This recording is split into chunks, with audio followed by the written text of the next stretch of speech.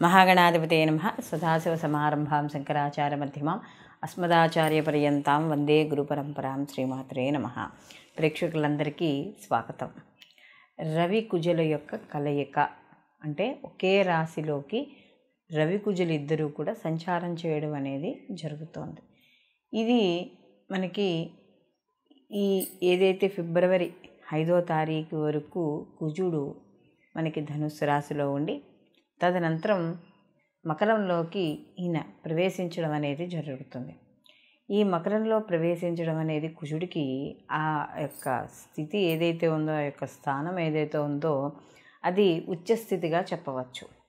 అయితే కుజుడికి అక్కడ శనికి ఇద్దరూ కూడా శత్రువులు, మిత్రక్షేత్రం అయితే ఏమీ కాదు.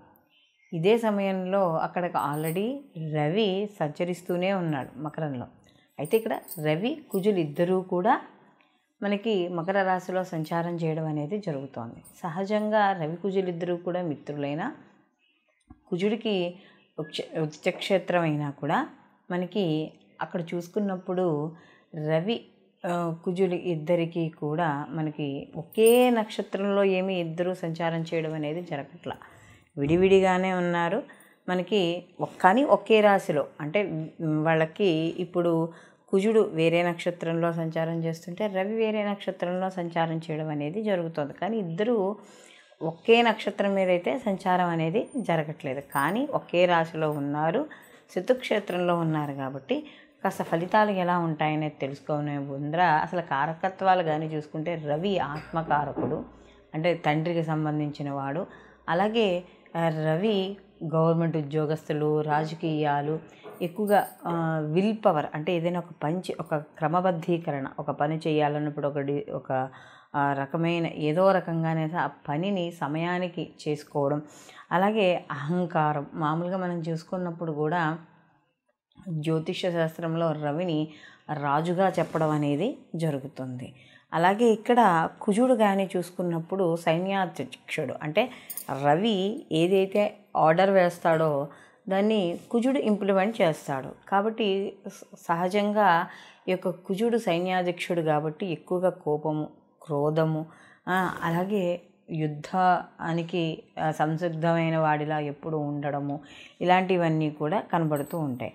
అలాగే ఈ రెండూ కూడా మనం చూసుకున్నప్పుడు ఈ యొక్క రవి కుజులు ఇద్దరూ కూడా అగ్నితత్వానికి సంబంధించిన వాళ్ళు. అంటే ఇద్దరూ కూడా చాలా వేడిగా, అంటే అగ్నితత్వానికి సంబంధించినప్పుడు ఎలా ఉంటారంటే ఎప్పుడు కూడా ఒక అహంకారం, ఒక దర్పము ఇలా ఉండడం అనేది జరుగుతుంది.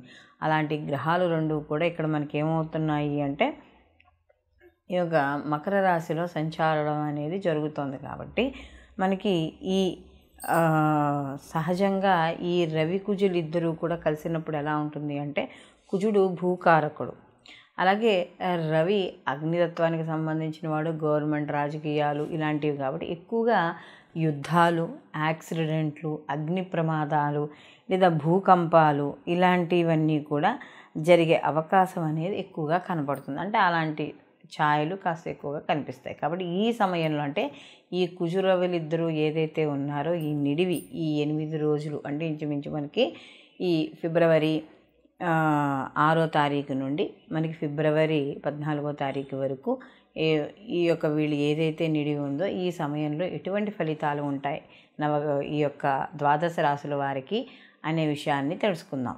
వృషభ రాశి వారికి చూసుకున్నప్పుడు ఈ రవి కుజుల యొక్క కలయిక, అంటే వ్యయాధిపతి అయ్యాడు, ఈయన సప్తమాధిపతి అయ్యాడు, వెళ్ళి నవమ స్థానంలో సంచారం చేయడం, అందులో ఉచ్చక్షేత్రంలో సంచారం చేయడం అనేది జరుగుతోంది.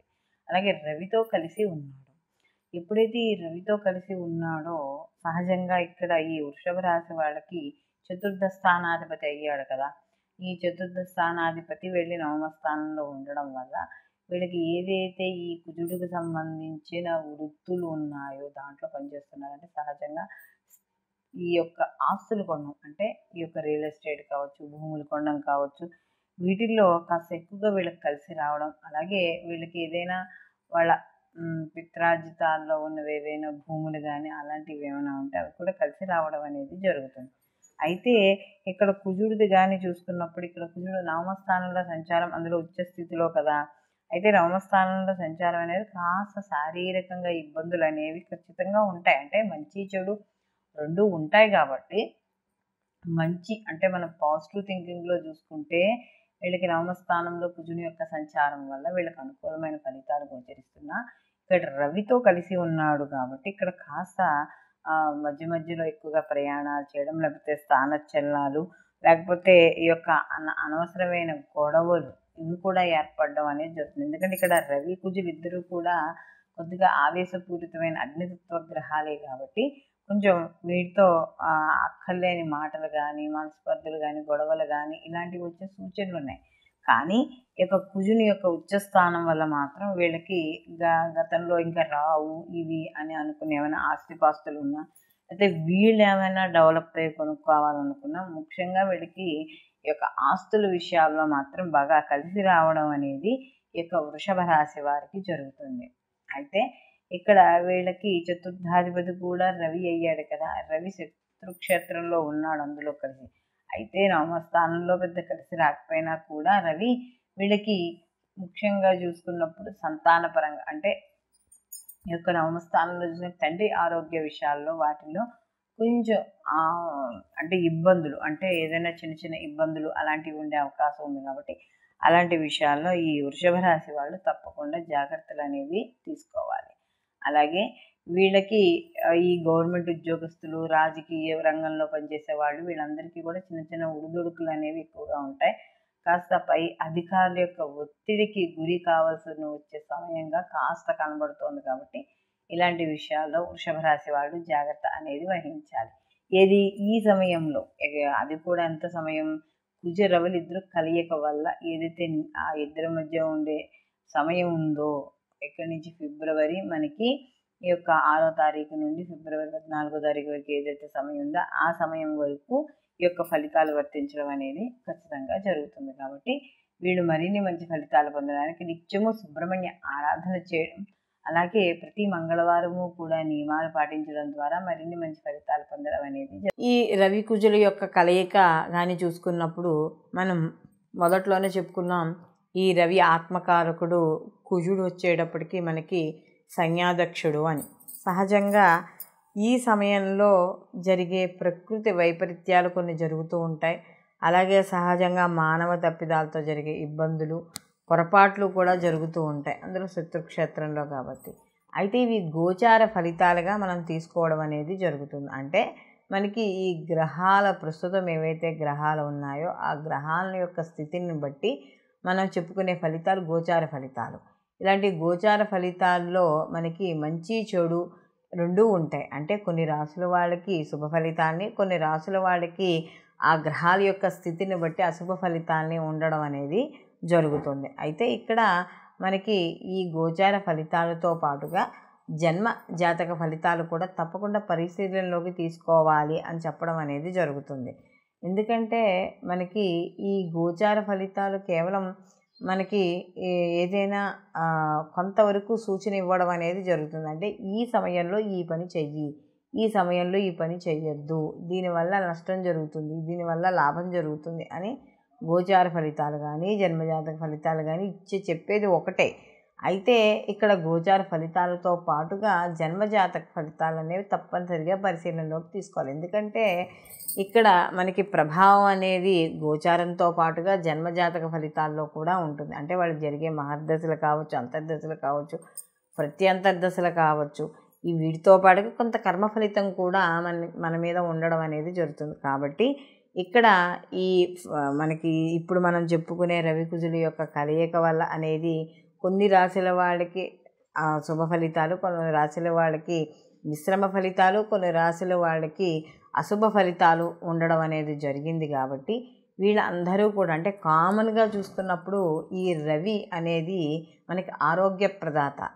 అలాగే మనకి ఈ యొక్క గవర్నమెంట్ ఉద్యోగాలు కావచ్చు, రాజకీయ నాయకులు కావచ్చు, ఏదైనా సరే ముఖ్యంగా మెయిన్ కాన్సెప్ట్ తీసుకున్నప్పుడు ఆరోగ్యకారకుడు. అలాగే కుజుడు కూడా కొంత తన యొక్క ఏదైతే ఈ యొక్క యుద్ధ రంగానికి దానికి సంబంధించిన వాడు, దానికి సంబంధించిన వాడు.